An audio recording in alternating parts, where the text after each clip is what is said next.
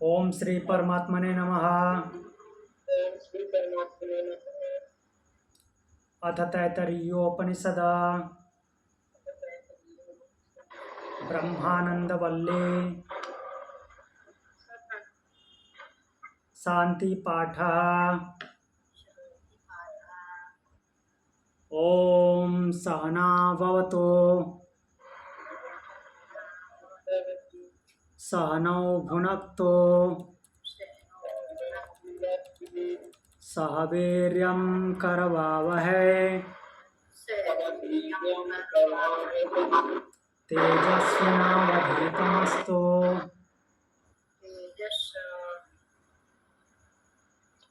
मा विद्विषावहै। ओम शांति शांति शांति।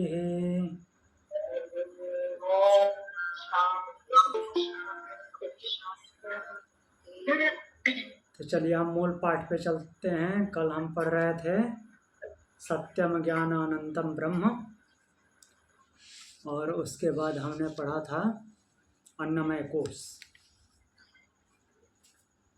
अन्नमय कोश की यात्रा से हम आगे बढ़ते हैं। आज देखेंगे प्राणमय कोश।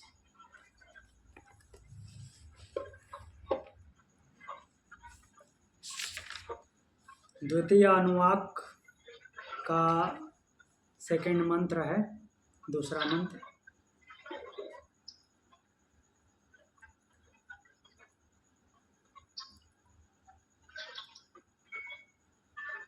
एक मिनट।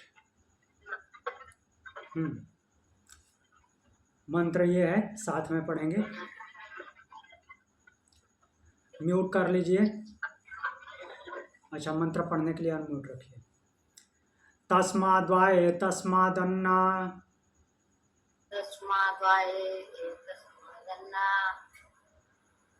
समयादन्यो अंतरा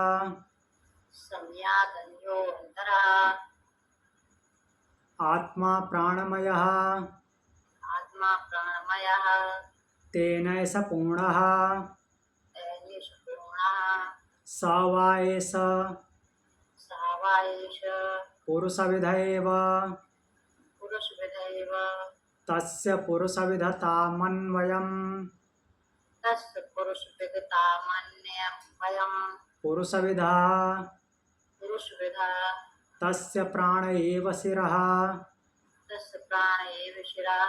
व्यानो दक्षिणः पक्षः अपान उत्तरः पक्षः आकाश आत्मा पृथ्वी पुंछम् प्रतिष्ठा तदप्येष श्लोको भवति। तो इस मंत्र में बोल रहे हैं तस्माद्वा एतस्मादन्न समयादन्यो अंतर आत्मा प्राणमय।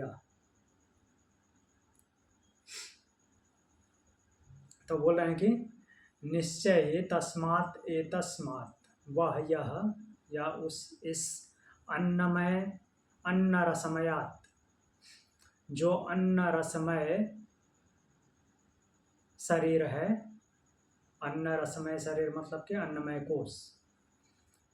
अन्य उससे भिन्न, अंतरः उसके अंदर ही, प्राणमय आत्मा प्राणमय जीवात्मा है। जो अन्न रसमय जीवात्मा है उसके अंदर ही प्राणमय जीवात्मा है। तेन एष पूर्ण, तेन मीन्स उससे, यह जो प्राणमय है, प्राणमय नहीं, प्राणमय, इस प्राणमय से वह जो अन्न रसमय है अर्थात अन्नमय कोश, वो क्या है? पूर्ण है, पूर्ण रूप से व्याप्त है। ऐसा नहीं कि इसके भीतर ये ऐसा स्ट्रक्चर है तो इसको थोड़ा छोड़ करके रहेगा, नहीं। ये जितना फैला हुआ है उतना ही फैला हुआ दूसरा भी है। प्राण में उतना ही फैला हुआ है जितना अन्न में फैला हुआ है, उससे कम नहीं रहेगा, थोड़ा भी कम नहीं रहेगा।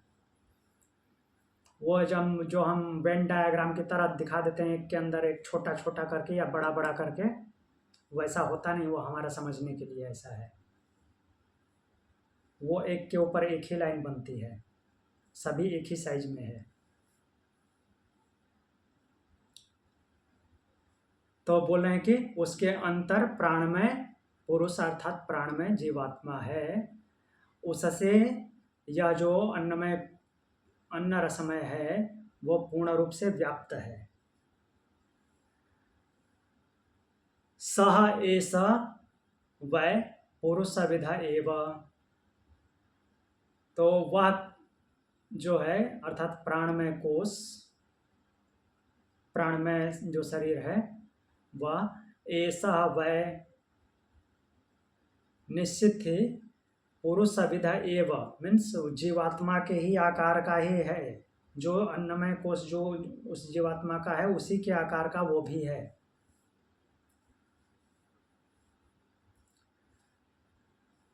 तो फिर बोल रहे हैं कि तस्य पुरुष विधताम अनु, तो उस ये जो प्राणमय कोश है उसी आकृति का होने से ही अयम पुरुष विधा पुरुष के आकार वाला है ऐसा माना जाता है। तस्य प्राणा एव शिरः, अब इस प्राण में जो शरीर है इसका प्राण जो है वो सिर है।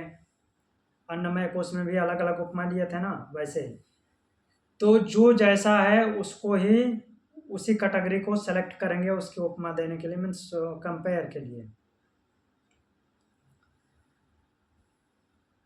तो यहाँ पे बोल रहे हैं कि प्राण, प्राण अर्थात जो 5 भागों में विभाजित करेंगे, प्राण अपान उदान व्यान समान, तो उसमें से ये बोल रहे हैं प्राण जो है उसका सिर है, व्यान जो है उसका दक्षिण पक्ष है, अपान उत्तर पक्ष है,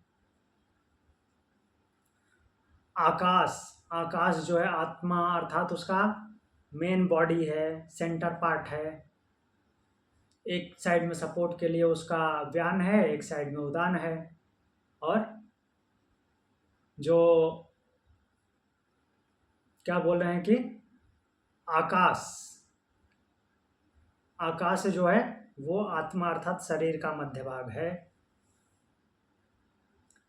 फिर बोल रहे हैं कि पृथ्वी पुंछम, पृथ्वी पे ही रहता है, सभी का अस्तित्व पृथ्वी से है, तो पृथ्वी बेस है, पृथ्वी स्थिति प्रदान करता है, तो पृथ्वी पूंछ है, पूंछ है। पृथ्वी पुंछम प्रतिष्ठा, पृथ्वी ही जो है पूंछ है और वही उसका आधार है। चूंकि पक्षी के रूप में दिखा रहे हैं इसलिए बार बार पूंछ आ रहा है। जैसे पक्षी के दोनों विंग होते हैं तो दोनों विंग उसके सपोर्ट के लिए होते हैं, इसी तरह से जो जो एग्जाम्पल लिए हैं वो दोनों उसके सपोर्ट के लिए हैं, और मेन बॉडी जो है उसके लिए यहाँ पे आकाश बता रहे हैं। जो मीन्स प्राणमय कोश का मेन बॉडी है वो आकाश है। आकाश क्यों बोल रहे हैं? क्योंकि वायु कहाँ विचरण करती है? आकाश में, तो इसलिए यहाँ पे मेन बॉडी आकाश रखा है उन्होंने। अब यहाँ पे बोल रहे हैं कि तत्, उसके विषय में, उसके बारे में अभी भी ऐसा श्लोका भवति, या अगला श्लोक है, आगे का श्लोक है। तो फिर से एक बार देख लेते हैं। जो अन्न रसमय शरीर है उसके अंतर में एक और शरीर है जिसको कि प्राणमय आत्मा, प्राणमय शरीर बोलते हैं, और वो जो प्राणमय शरीर है वो पूरे अन्नमय शरीर में व्याप्त है, पूरी तरह से व्याप्त है, छोटा बड़ा नहीं है।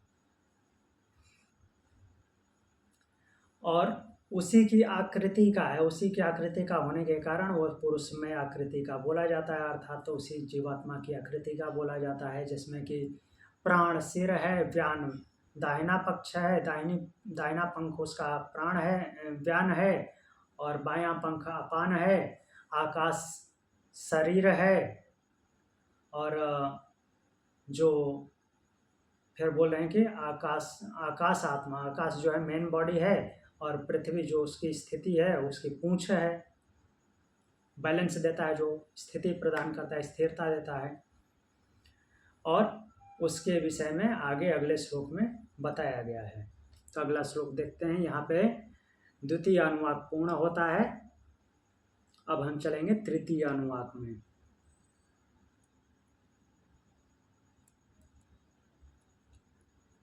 तो तृतीय अनुवाक में यह मंत्र है, साथ में पढ़ेंगे, अनम्यूट कर लीजिए। प्राणम देवा अनुप्राणन्ते, प्राणं देवा अनुप्राणन्ति, मनुष्या पशवश्च ये, मनुष्याः पशवश्च ये, प्राणो हि भूतानामायुः, प्राणो हि भूतानामायुः, तस्मात् सर्वायुसमुच्यते, तस्मात् सर्वायुर्मुच्यते, सर्वमेव त आयुर्यन्ति, सर्वमेव आयुर्यन्ति, ये प्राणं ब्रह्मोपासते, ये प्राणं ब्रह्मोपासते, प्राणो हि भूतानामायुः, प्राणो हि भूतानामायुः, तस्मात् सर्वायुसमुच्यत इति। तस्मात् सर्वायुर्मुच्यते इति। तस्यैष एव शारीरा आत्मा यः पूर्वस्य,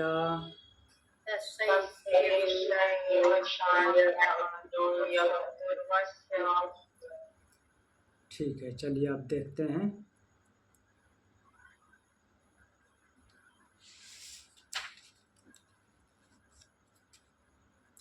तो बोल रहे हैं कि प्राणम देवा अनुप्राणन्ति मनुष्या पशवश्च ये, मनुष्या पशवश्च ये, देवा मनुष्या पशवश्च ये। जो देवता मनुष्य और पशु, देवा मनुष्य पशवश्च ये, जो देवता मनुष्य और पशु, ये जो भी प्राणी हैं, प्राणम प्राणंति, प्राण से ही प्राणी तो होते हैं, अर्थात प्राण से ही जिंदा है। प्राण ना रहे तो नहीं है। प्रश्नोपनिषद में अच्छे से महर्षि पिप्पलाद ने समझाया है। तो ये सब के सब प्राण की वजह से ही प्राणित है, अर्थात जीवित रहते हैं। क्योंकि प्राणा भूतानाम आयु, प्राण ही भूतों की अर्थात प्राणियों की आयु है। उनकी उम्र तभी तक है जब तक कि प्राण है। तस्मात् सर्वायुषम उच्यते, इसलिए उसको सबकी आयु कहा जाता है, सबकी एज वही है। प्राण ही भूतानाम आयु, और प्राण ही प्राणियों की आयु है। फिर से एक ही बात को दो बार बता रहे हैं, उसका मीन्स निष्कर्ष थोड़ा अलग है। ऐसा नहीं सोचना है कि इसको रिपीट कर रहे हैं। तस्मात् सर्वायुषम उच्यते, इसलिए उसको सबकी आयु कहा जाता है। देखिए सेम वर्ड आया है, इति ये प्राणम ब्रह्मोपासते। इस तरह से सोच करके इसको बताने के लिए दोबारा बोले हैं कि प्राण ही सभी प्राणियों की का जीवन है, सभी प्राणियों की आयु है, और इसलिए सबकी आयु कहा जाता है। इस तरह से सोच करके, इस तरह उसको जान करके जो उसकी ब्रह्म के रूप में उपासना करता है। इति प्राणम ब्रह्म उपासते, ब्रह्म के रूप में उस प्राण की उपासना करते हैं। ते सर्वम एव आयुयन्ति, वे निसंदेही आयु को प्राप्त करते हैं, अर्थात जिनके प्राण में श्रद्धा है वो प्राण के प्रति सजग रहते हैं और उसका संचालन अच्छे से करते हैं, तो उनकी आयु अच्छी होती है। कहने का तात्पर्य ये है, जो प्राण पे फोकस करते हैं अर्थात उसको ब्रह्म समझकर उसकी उपासना करते हैं, तो उनकी वो आयु को प्राप्त करते हैं, अर्थात उनकी लंबी आयु होती है। तस्य एष एव शारीर आत्मा, तो उसका यही शारीर, शरीर में रहने वाला आत्मा मीन्स जीवात्मा, यह पूर्वस्य ये कोई अलग नहीं है, यह पूर्वस्य जो पहले वाले का है वही यह है। ऐसा नहीं कि प्राणमय कोश का जीवात्मा अलग, अन्नमय कोश का जीवात्मा अलग, नहीं। जो जीवात्मा अन्नमय रसमय अन्न रसमय कोश का है वही जीवात्मा प्राणमय कोश का।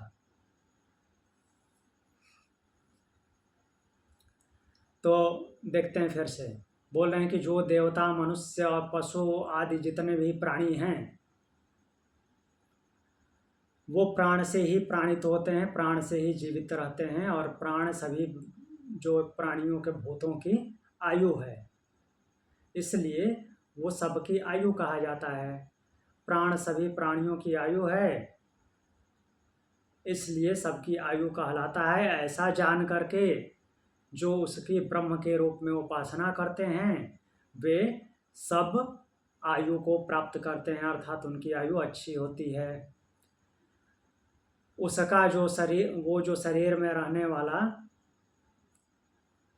ये जीवात्मा है, मीन्स मनोमय कोश के साथ जो शरीर में रहने वाला जीवात्मा है वो वही है जो अन्न रसमय कोश के साथ में रहता है, कोई अलग नहीं है। तो जीवात्मा एक ही है। ये नहीं समझना है कि अन्न रसमय कोश का शरीर का जीवात्मा अलग, मनोमय शरीर का जीवात्मा, प्राणमय शरीर का जीवात्मा अलग, ऐसा नहीं है। आगे बढ़े या कुछ पूछना है? अगला मंत्र देखते हैं।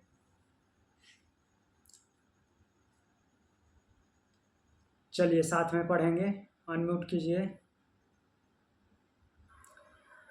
तस्माद्वा एतस्मात् प्राणं यातन्यो अंतरा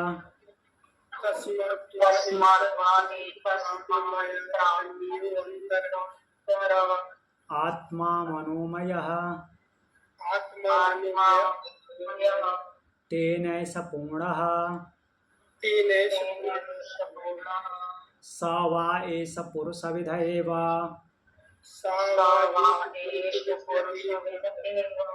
तस्य पुरुषविदतां मन्वयं पुरुषविदः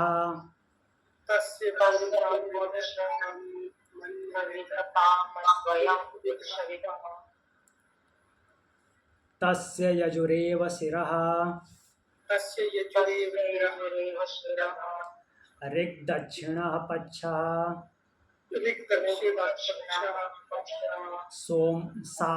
सामोत्तरः पक्षः आदेशात्मा अथर्वाङ्गिरसा पुंक्षं प्रतिष्ठा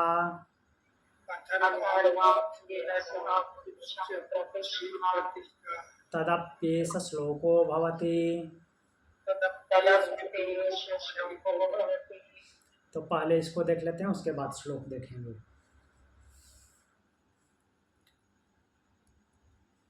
बोले हैं कि तस्माद्वा एतस्मात् प्राणमया मयाद अन्यो अंतरा आत्मा मनोमया तेन स पूर्णः।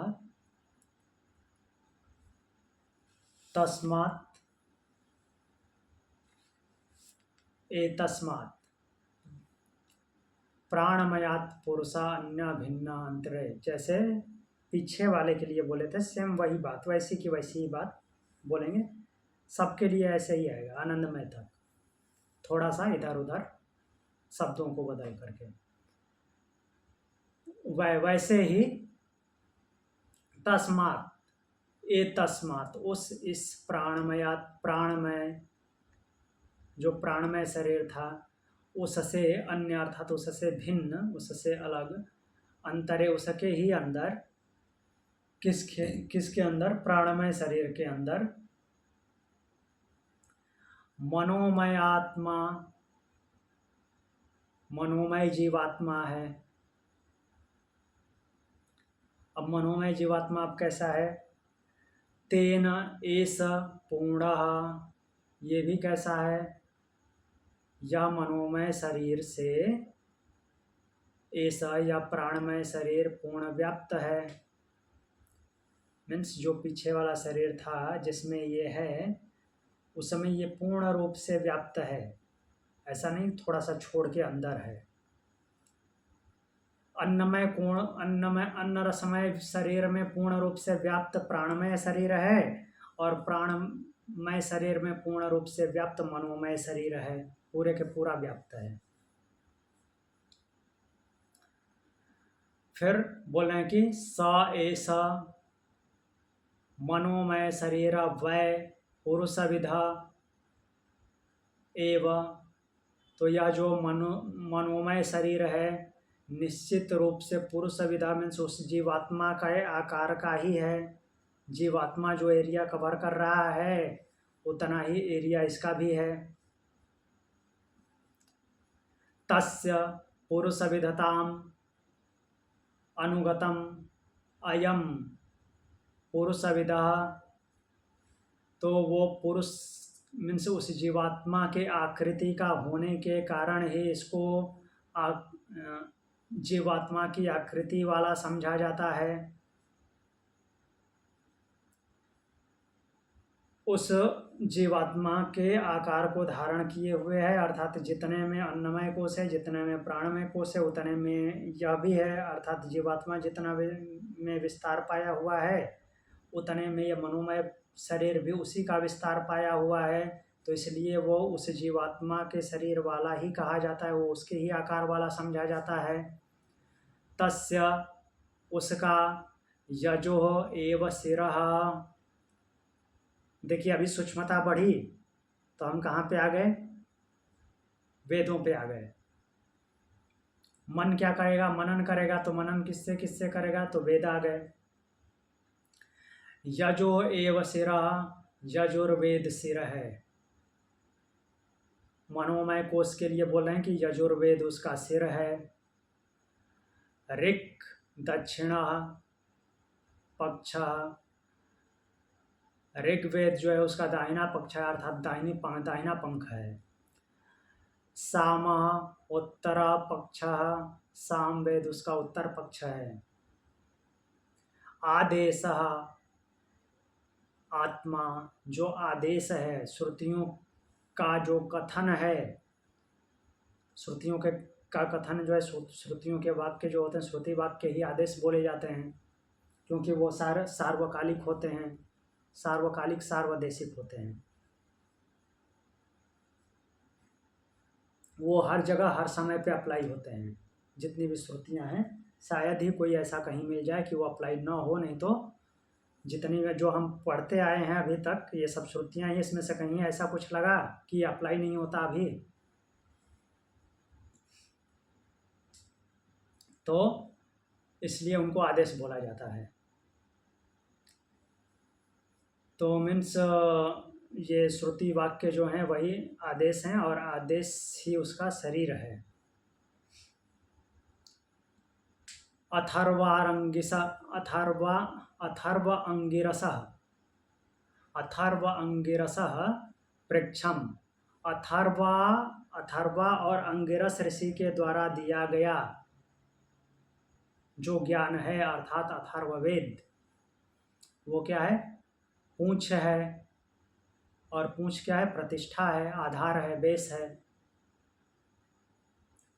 तत् अपि एष श्लोका भवति, उसके विषय में यह श्लोक कहा गया है। तो वैसी ही बात बोल रहे हैं जैसा पीछे बोले थे। इस प्राण में पुरुष के अंतर ही मनोमय पुरुष रहता है, मनोमय जीवात्मा रहता है। वह उसी के आकार को धारण किया हुआ है, जैसा कि प्राणमय शरीर ने अन्नमय का धारण किया हुआ है, वैसे ही मनोमय ने प्राणमय का शरीर प्राणमय के विस्तार को धारण किया हुआ है, इसलिए वो जीवात्मा के आकार का समझा जाता है। उसमें जो है यजुर्वेद जो है उसका सिर है, ऋग्वेद दाहिना पक्ष है, सामवेद उत्तर पक्ष है, और आदेश उसका सिर है, नहीं आदेश उसका मेन बॉडी है, सिर तो वो हो गया यजुर्वेद। तो आदेश मेन बॉडी है। अथर्वांगिरसः, अथर्व और अंगिरा के द्वारा दिया गया जो अथर्ववेद है वो पूंछ है, वो उसको स्थिरता देता है, स्थिति प्रदान करता है, प्रतिष्ठा है उसकी। तत् अपि ऐसा श्लोक भवति, उसके विषय में आगे श्लोक कहा गया है। श्लोक देख लेते हैं।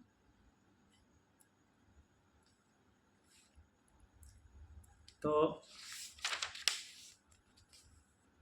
यहाँ पे तृतीय अनुवाक पूर्ण हो जाता है, श्लोक जो है चतुर्थ अनुवाक में आ रहा है। तो चतुर्थ अनुवाक में देखते हैं श्लोक क्या है। श्लोक पढ़ेंगे। यतो वाचो निवर्तन्ते यतो वाचो निवर्तन्ते अप्राप्य मनसा सह अप्राप्य मनसा आनंदम ब्रह्मणो विद्वान् आनन्दं ब्रह्मणो विद्वान् न बिभेति कदाचनेति न विभेति कदाचित् तस्यैष एव शारीर आत्मा य पूर्वस्य। तस्य वेदि तो यहाँ पे बोल रहे हैं कि यतो वाचो निवर्तन्ते अप्राप्य मनसा सह, जहाँ से मनसा सह मन के साथ, मन के सहित, वाचा अप्राप्य निवर्तन्ते, जहाँ से मन के सहित वाणी, वाणी से समझ लेना है, वाचा से उसके साथ और भी बाकी सारी इंद्रियां। यहाँ पे वाचादि वैसे लिखा नहीं है, बट समझ लेना है कि वाणी बोला है तो इंद्रियों के लिए बोला है। तो जहाँ से मन के सहित वाणी और बाकी इंद्रियां अप्राप्य, उसे न पा करके, निवर्तन्ते लौट आती हैं। किसे न पा करके? ब्रह्म को न पा करके लौट आती हैं। ब्रह्मणः, उस ब्रह्म के, आनंदम, आनंद को, विद्वान, जो जानने वाला है, जानने वाला विद्वान, कदाचन, कभी, न विभेति, भय नहीं करता। तो यहाँ पे बुद्धि की बात तो होगी आगे, अभी तो मन के लिए ये श्लोक है। इति तस्य एष एव शारीर आत्मा यह पूर्वस्य। तो इस प्रकार से तस्य, उस मनोमय शरीर के लिए, उस मनोमय पुरुष का भी, उस मनोमय जो जीवात्मा है उसका भी, एष एव, यही जो जीवात्मा शारीर, शरीर है, जीवात्मा शरीर है, यह पूर्वस्य, जो पहले वाले का है वही है। तो एक बार देखते हैं फिर से। मनसा सह वाचा अप्राप्य निवर्तन्ते, मन के सहित वाणी और अन्य इंद्रियां जिसको न प्राप्त करके वापस लौट आती हैं, उस ब्रह्म को, उस ब्रह्म के आनंद को जानने वाला। उस ब्रह्म का आनंद कैसा होता है? क्योंकि ब्रह्म आनंद स्वरूप है, आनंद ही ब्रह्म है। तो उस ब्रह्म के आनंद को जानने वाला जो विद्वान है, कभी भी भय नहीं करता, वह भय से मुक्त हो जाता है। ऐसा है। इति मतलब कि ऐसा ही है। तस्य एष एव शारीरम आत्मा, वह उस शरीर में रहने वाला जीवात्मा इस मनोमय शरीर का ही है। मीन्स मनोमय शरीर का वही जीवात्मा है जो पूर्वस्य, पहले वालों का है। अर्थात जो अन्नरसमय का जीवात्मा है, जो प्राणमय का जीवात्मा है, वही मनोमय का जीवात्मा है। एक नई बात ये बताए हैं यहाँ पे कि जहाँ से मन सहित इंद्रियां वापस लौट आती हैं उसको नहीं जान पाती। इसको वहाँ से लिंक करके देख सकते हैं। जब प्रश्नोपनिषद में महर्षि पिप्पलाद बोल रहे थे कि ये उदान प्राण जो है, उस मन को, जब वो स्वप्नावस्था में था, मन को रोज रोज उस परमात्मा के पास लेकर जाता है, लेकिन वो वहाँ से वापस आ जाता है, क्योंकि वो उसको जानता नहीं कि ये यहीं पे है। तो वही बात लिखी हुई है यहाँ पे, उसे न पा करके लौट आती हैं। तो मतलब सर वो उस तक पहुंच जाता है लेकिन उसको अनुभव नहीं कर सकता। हाँ, उसके पास पहुंचता है लेकिन उसको जानता नहीं कि ये इधर ही है, तो वो वहीं से लौट जाता है। क्यों क्यों लौट लौट जाता है, क्यों नहीं अनुभव कर पाता कि ये यहीं पे है? क्योंकि जो है वो शांत नहीं हुआ है, मीन्स अपनी स्थिति को वो समाप्त नहीं किया है। अपने को खोना पड़ता है उसको प्राप्त करने के लिए। तो जब मन सहित इंद्रियां रहेंगी तब तक वो नहीं मिलेगा, तो इसलिए उसको बोला है कि वहीं से लौट आते हैं। तो उस ब्रह्म को जानने वाले विद्वान को कभी भय नहीं होता, ये बात बताए हैं इसमें। तो मतलब निर्बीज समाधि में मनोमय कोश नहीं होगा। नहीं, यही मेन स्थिति है। या ये मीन्स उस स्थिति पे खड़ा होता है जा करके कि जहाँ से लौट आएगा तो प्रकृति में आ जाएगा, और जहाँ पे अपनी स्थिति को छोड़ देगा तो उसके अंदर चला जाता है। जैसे मान लीजिए आप छत पे चढ़ते हैं, तो छत पे सीढ़ियों से होकर चढ़ते हैं, तो सीढ़ी को पकड़े रहेंगे तो छत पे नहीं पहुंच पाएंगे। छत पे जाने के लिए सीढ़ी को छोड़ना पड़ेगा।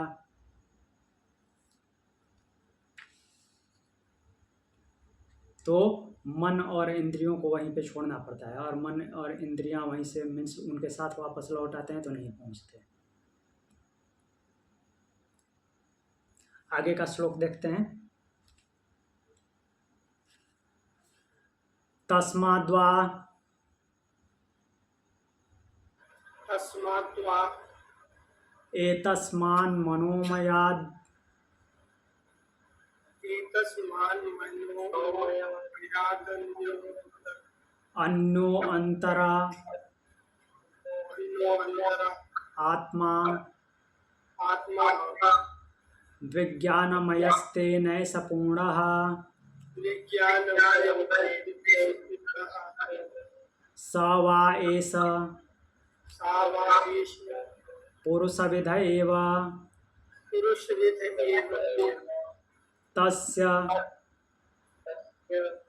पुरुषविदतामन्वयम् तस्य पुरुषार्थमन्वयम् पुरुषविदः पुरुषविदः तस्य श्रद्धैव शिरः तस्य श्रद्धया शिरः ऋतं दक्षिणः पक्षः ऋतं दक्षिणः पक्षः सत्यम् उत्तरः पक्षः सत्यमुत्तरः पक्षः योगात्मा योगात्मा महापुच्छं महापुच्छं प्रतिष्ठा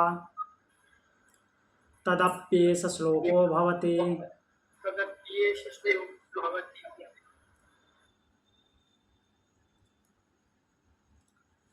तो इसमें बोल रहे हैं तस्माद्वा एतस्मान् मनोमयाद् अन्यो अंतरा आत्मा।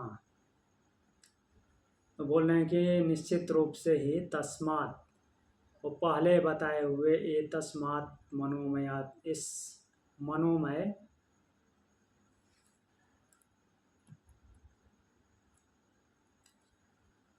जो मनोमय शरीर है, मनोमय शरीर से अन्य अंतरः आत्मा विज्ञानमय, इस मनोमय शरीर के अंदर में ही एक और जीवात्मा, एक और जीवात्मा का मतलब अलग से जीवात्मा नहीं समझना है, एक और मीन्स शरीर है, वो है विज्ञानमय। विज्ञानमय शरीर है। तेन, उस विज्ञानमय शरीर से ऐसा मीन्स मनोमय शरीर जो पीछे वाला था, यह मनोमय शरीर पूर्ण रूप से व्याप्त है, पूर्ण रूप है, उसी का पूर्ण रूप है, छोटा नहीं है। स ऐसा वै पुरुषविद एव, तो वह जो यह विज्ञानमय शरीर है, विज्ञानमय शरीर पुरुषविद एवं, पुरुष के ही आकार वाला है। जीवात्मा का जितना फैलाव है उसका भी उतना ही फैलाव है।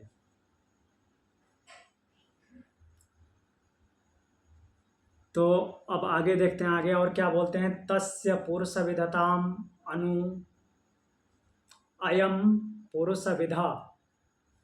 तो पुरुष मीन्स जीवात्मा की आकृति वाला, जीवात्मा के आकार को ग्रहण कर लेने के कारण वो जीवात्मा के आकार वाला ही बोला जाता है, ऐसा समझा जाता है।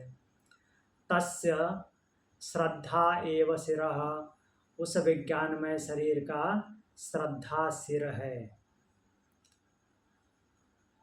तो श्रद्धा ही उस विज्ञानमय शरीर का सिर है।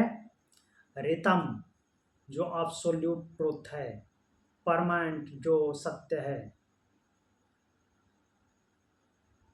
तो वो क्या है, दक्षिण पक्ष है, दाहिना पक्ष है। सत्यम उत्तरा पक्ष जो सत्य है, रिलेटिव ट्रुथ भौतिक सत्य, वो है उत्तर पक्ष। योगा ये जो सबको जोड़कर रखता है,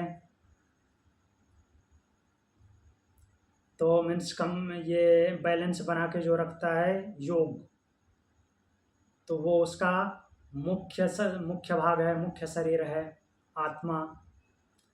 महापुच्छा महापुच्छम, महापुच्छम मतलब कि महा अर्थात वो परमात्मा ही जो महा के रूप में संबोधित किया गया है। जब 4 आयतियाँ हम पढ़ रहे थे,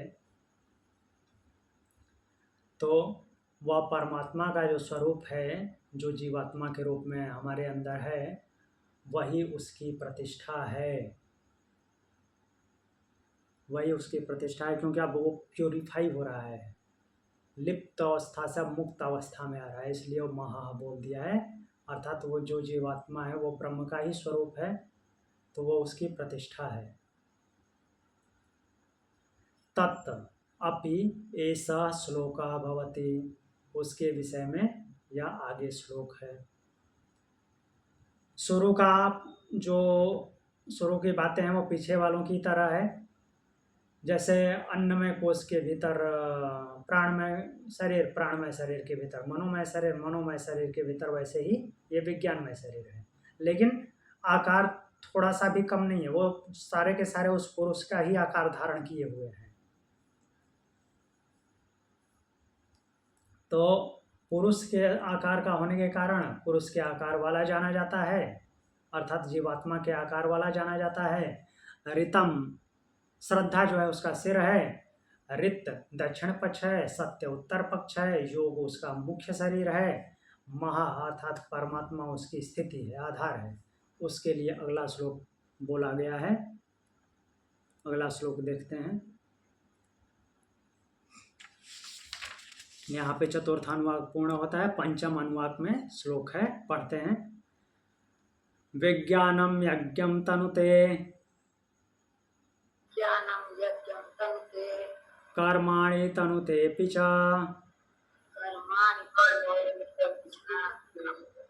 विज्ञानम देवा सर्वे, विज्ञानम देवा सर्वे, ब्रह्म ज्येष्ठमुपासते, ब्रह्म ज्येष्ठमुपासते, विज्ञानम ब्रह्म चेद्वेद, विज्ञानम तस्माच्चिन्न प्रमाद्यते, शरीरे पाप्मनो हित्वा, सर्वान् कामान् समश्नुत इति,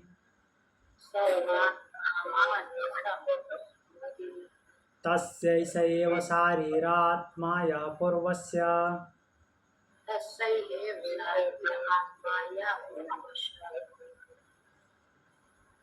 तो देखते हैं इस श्लोक में क्या बोल रहे हैं। विज्ञान यज्ञम तनुते,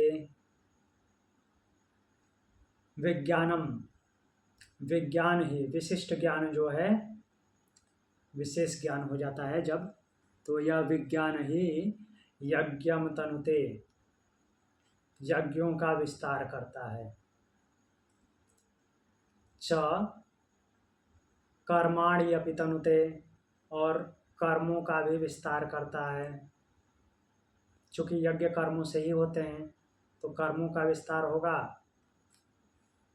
यज्ञों का विस्तार होगा वो किससे होगा? विज्ञानम, विज्ञान से। सर्वे देवा, जो सभी देवता हैं। पंच महाभूत, इंद्रियां, मन, बुद्धि, अहंकार, चित्त, तो सभी देवता ज्येष्ठम ब्रह्म विज्ञानम उपासते। ज्येष्ठम से जो ज्येष्ठ है, कौन ज्येष्ठ है? वह ब्रह्म, ज्येष्ठ ब्रह्म के रूप में। ज्येष्ठ अर्थात तो श्रेष्ठ भी होता है। वरिष्ठता ज्येष्ठता उसी के निर्धारित होती है जो श्रेष्ठ हो। वो एक आयु में वरिष्ठता हम निर्धारित कर देते हैं, वो अलग की बात है, लेकिन वास्तविक वरिष्ठता तो उसके मीन्स श्रेष्ठता से निर्धारित होती है। जैसे हम जॉब वगैरह में भी नॉर्मली वैसे ही डिसाइड कर देते हैं कि हाँ जिसकी श्रेष्ठता है वही सीनियर है, वहाँ पे एज डिसाइड नहीं होता। फिर बोल रहे हैं कि ज्येष्ठ ब्रह्म विज्ञानम, लेकिन यहाँ पे तो ब्रह्म हर प्रकार से ज्येष्ठ है। तो ज्येष्ठ ब्रह्म विज्ञानम उपासते, उस ज्येष्ठ ब्रह्म की उपासना करते हैं। विज्ञान यज्ञों का विस्तार करता है, कर्मों का विस्तार करता है। सब देवता, सारे जो देवता हैं उसे ज्येष्ठ ब्रह्म की उपासना करते हैं। चेत विज्ञानम ब्रह्म वेद,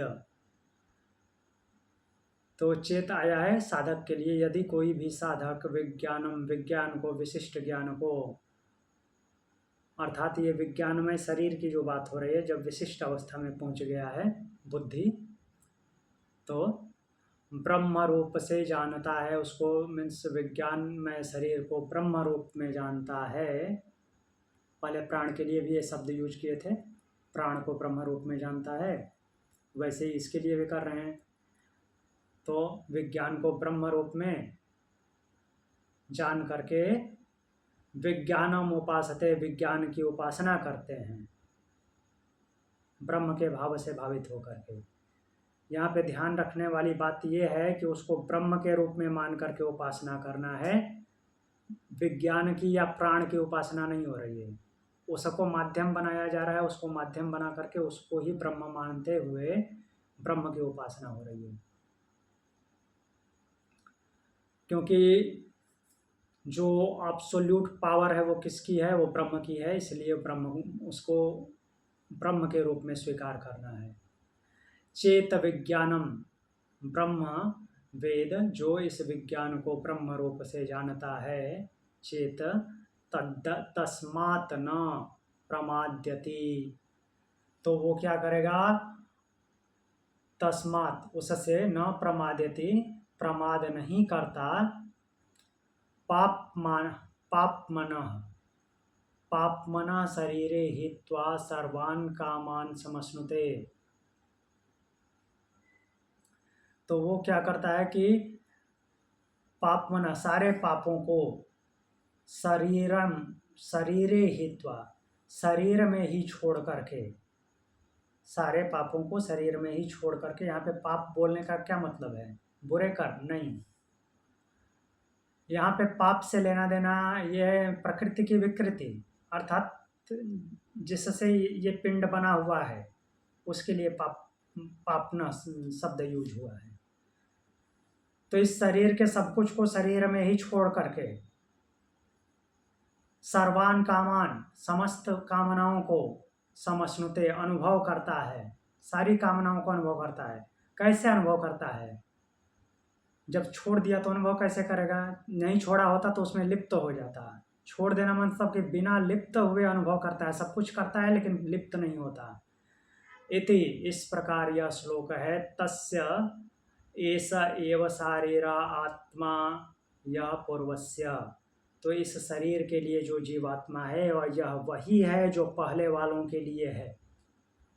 अर्थात विज्ञान में शरीर का जीवात्मा, जो अन्नमय की जीवात्मा है, जो प्राणमय की जीवात्मा है, जो मनोमय की जीवात्मा है, जो वही इस विज्ञानमय की भी जीवात्मा है।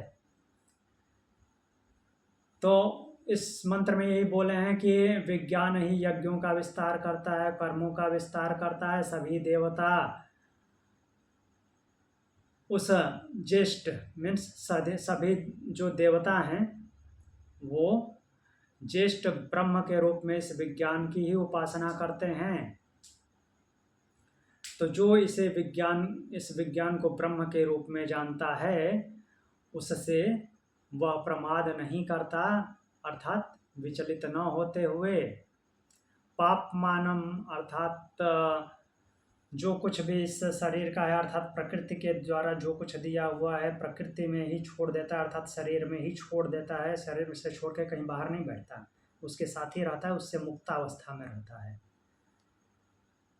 तो वो सब कुछ का अनुभव करता है, समस्त कामनाओं का अनुभव करता है।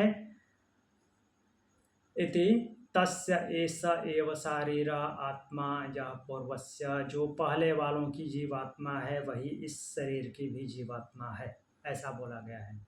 कुछ पूछना है?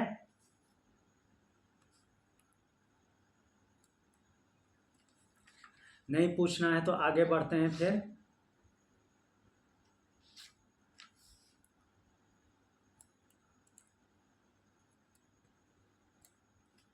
तो अगला मंत्र बोलते हैं, विज्ञानमय हो गया, अब चलते हैं आनंदमय पे। आनंदमय शरीर देखते हैं कैसा है। तस्माद्वा, अनम्यूट करके पढ़िए, म्यूट हैं। तस्माद्वा एतस्माद् विज्ञानम एतस्मात् विज्ञानम् अयादन्योऽन्तरः अयातन्तरः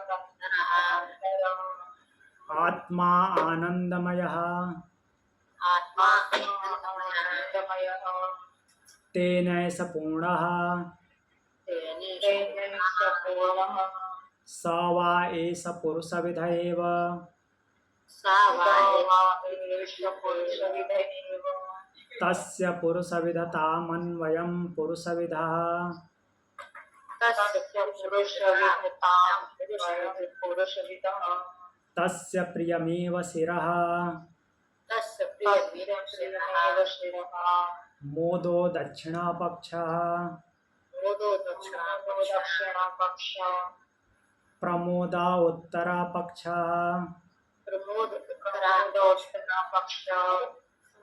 आनन्दात्मा आनन्दात्मा ब्रह्मपुच्छं प्रतिष्ठा ब्रह्मपुच्छं प्रतिष्ठा तदप्येष श्लोको भवति। तदप्येष श्लोको भवति। तो हर एक शरीर के लिए एक एक अलग से श्लोक भी है, उसको मीन्स अच्छे से समझाने के लिए। तो पहले इसको देखते हैं, बाद में श्लोक देखेंगे। तस्माद्वा एतस्माद् विज्ञानम आयादन्यो अंतर अंतर आत्मा आनंदमयः। तो फिर यहाँ पे द्वा शब्द आया है, तो निश्चित रूप से तस्मात् एतस्मात् ये सब में आ रहा है।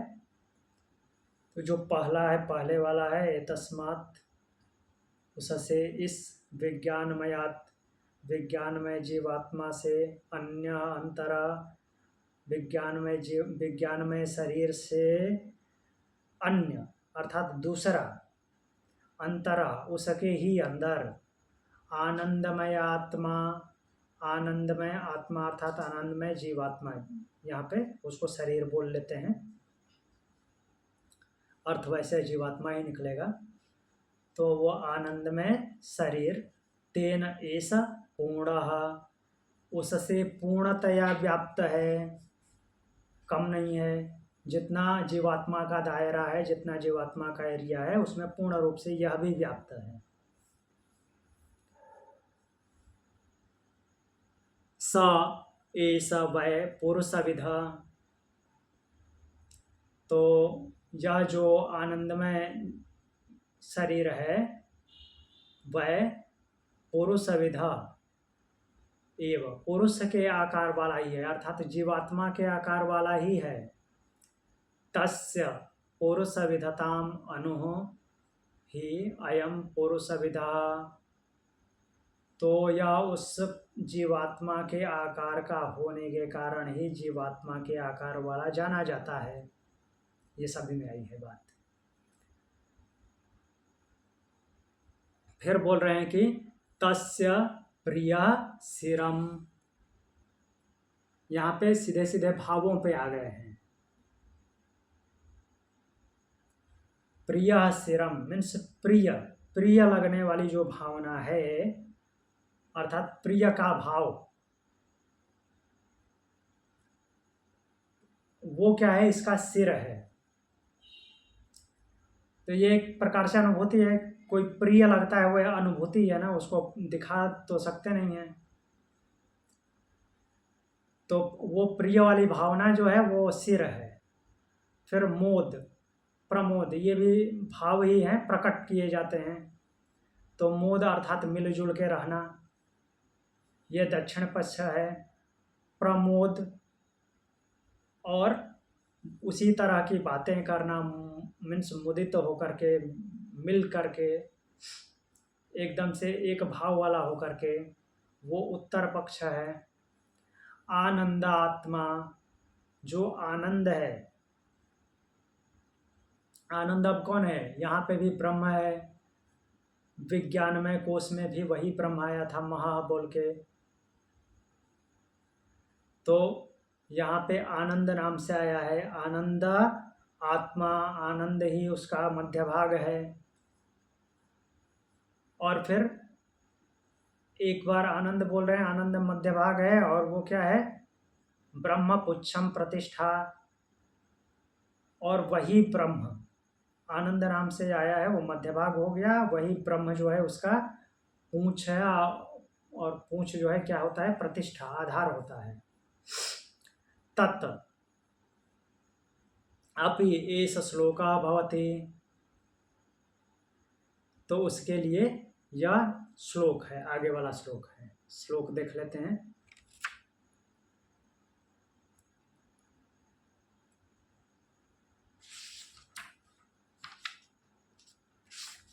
तो आनंद में,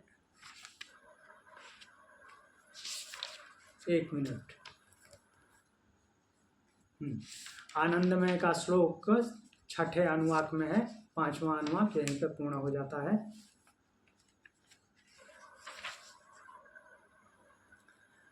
तो छठे अनुवाक में देखते हैं क्या श्लोक है।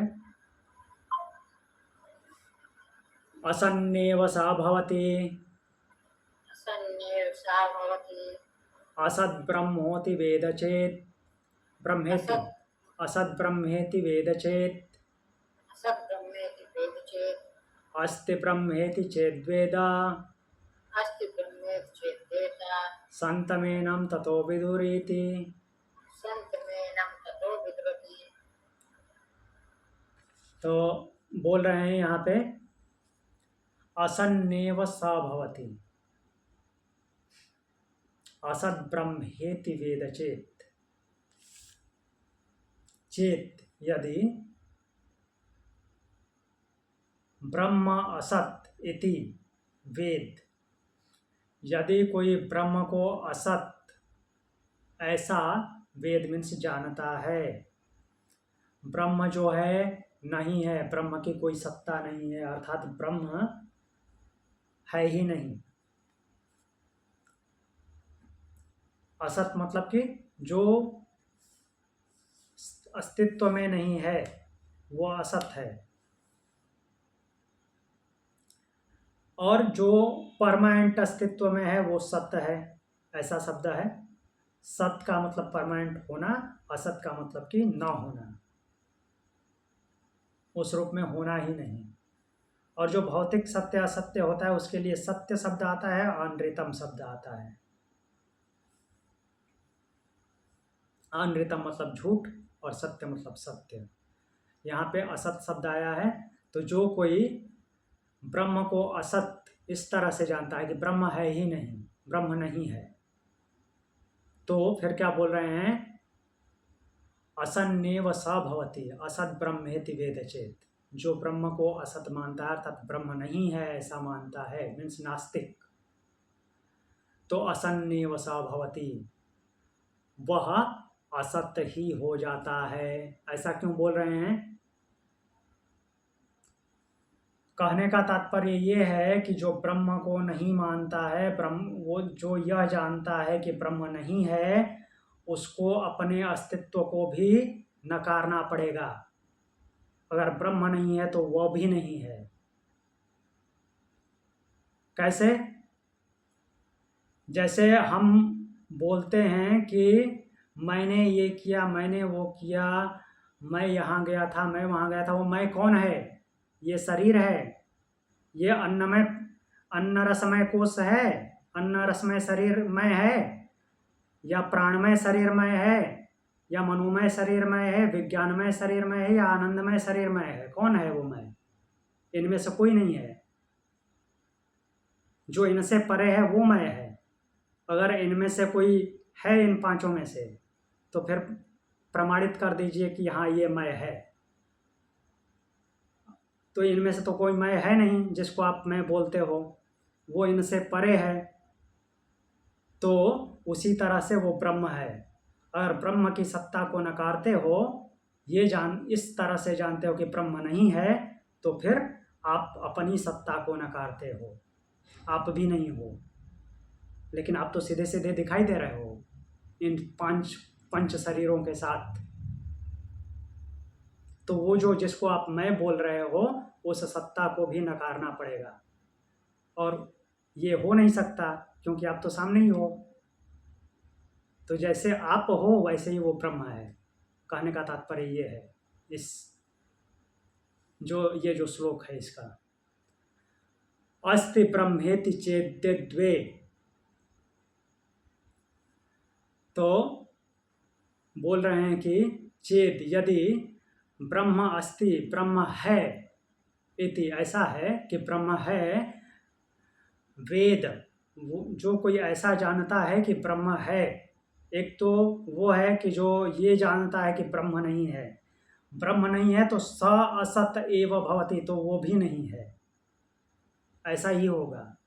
उसको अपने अस्तित्व को फिर रिजेक्ट करना पड़ेगा, जो कि वो कर नहीं सकता। चेत ब्रह्म अस्ति इति वेद, जो ऐसा जानता है कि ब्रह्म है, तत् एनम संतम विदो इति, तो इसको संत जानते हैं, ऐसा है। अर्थात कहने का तात्पर्य ये है कि जो ब्रह्म नहीं है ऐसा जानता है, वह असत ही हो जाता है, वह भी नहीं हो जाता है। अर्थात उसकी भी सत्ता नहीं, वो भी नहीं है। यदि ब्रह्म नहीं है ऐसा जानता है तो फिर वो भी नहीं है। नहीं तो अपने को सिद्ध करके दिखाए कि मैं हूं, कैसे हूं। और जो यह जानता है कि ब्रह्म है, तो उसको संत कहा जाता है। अर्थात उसको संत समझते हैं, ऐसा है। तो आज के लिए इतना ही। कुछ पूछना है तो पूछिए।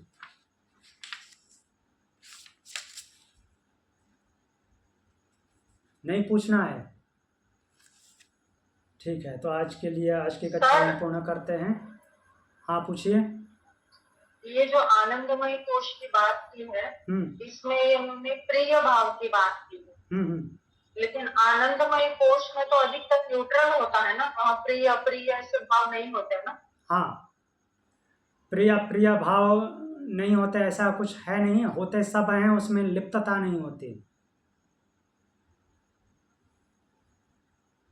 सारे भाव जो विदेह है, अर्थात जो कि जीवन मुक्त अवस्था में है, वो एकदम से मरे हुए जैसा तो होता नहीं, जिंदा होता है, सब कुछ करता है।